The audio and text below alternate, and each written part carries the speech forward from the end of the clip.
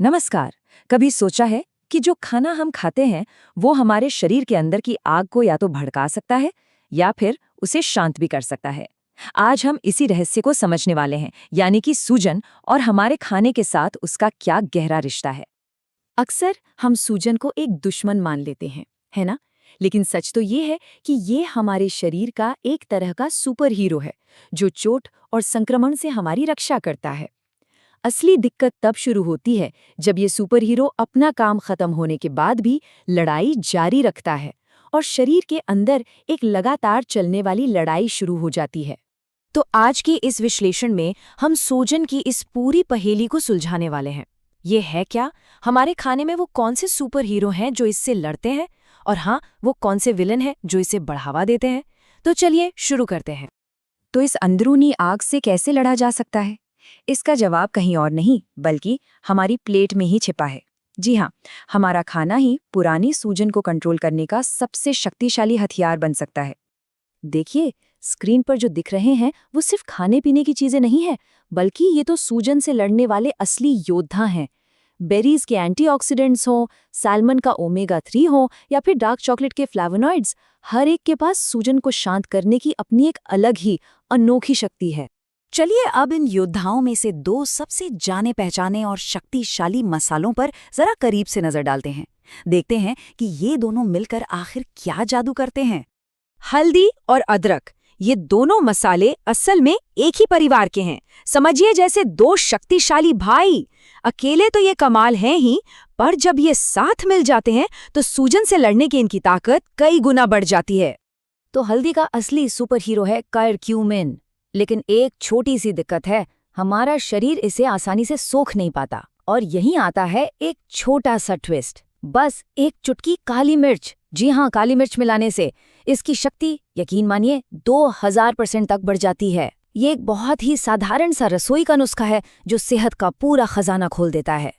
तो अगली बार जब चाय या करी में अदरक डालें तो उसमें थोड़ी हल्दी भी जरूर मिलाइए।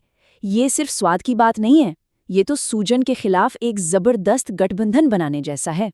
अच्छा, अब थोड़ा और गहराई में चलते हैं। देखते हैं कि हमारे शरीर की छोटी से छोटी कोशिकाओं के अंदर ये लड़ाई असल में लड़ी कैसे जाती है और ओमेगा 3 फैटी एसिड इसमें एक हीरो की भूमिका कैसे निभाते हैं।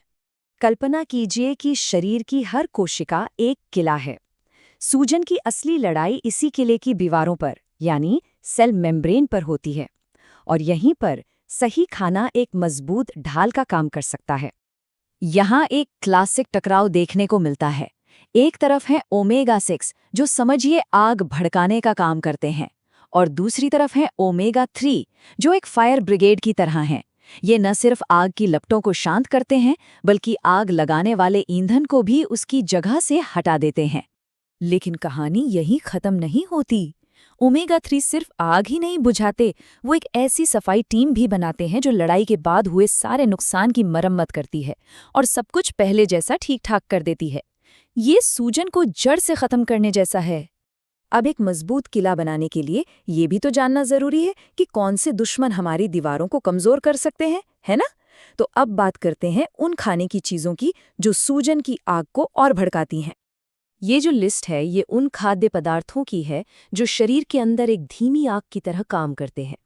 ये प्रोसेस्ड और मीठी चीजें हमारे डिफेंस सिस्टम को लगातार अलर्ट पर रखती हैं, जिससे पुरानी सूजन का खतरा बढ़ जाता है। तो सीधी सी बात है, इनसे दूरी बनाना ही समझदारी है। तो हमने दुश्मन और दोस्त दोनों को देख लिया है। अब सवाल ये है कि इस सारी जानकारी का हमारी रोज की जिंदगी के लिए क्या मतलब है। ये बात बिल्कुल सही है। हर दिन कोई बहुत बड़े बदलाव करने की जरूरत नहीं है। बस कुछ छोटे छोटे सही चुनाव करके, जैसे कि डार्क चॉकलेट का एक टुकड़ा खाना या जैतून के तेल का इस्तेमाल करना, हम अपने स्वास्थ्य की दिशा को एक बेहतर मोड़ दे सकते हैं। तो अगली बार जब अपनी प्लेट पर कुछ परोसें तो एक पल के लिए जरूर सोचें, क्या ये खाना बीमारी को बढ़ावा दे रहा है या फिर उससे लड़ने में मदद कर रहा है? क्योंकि चुनाव हर निवाले के साथ हमारे ही हाथ में है।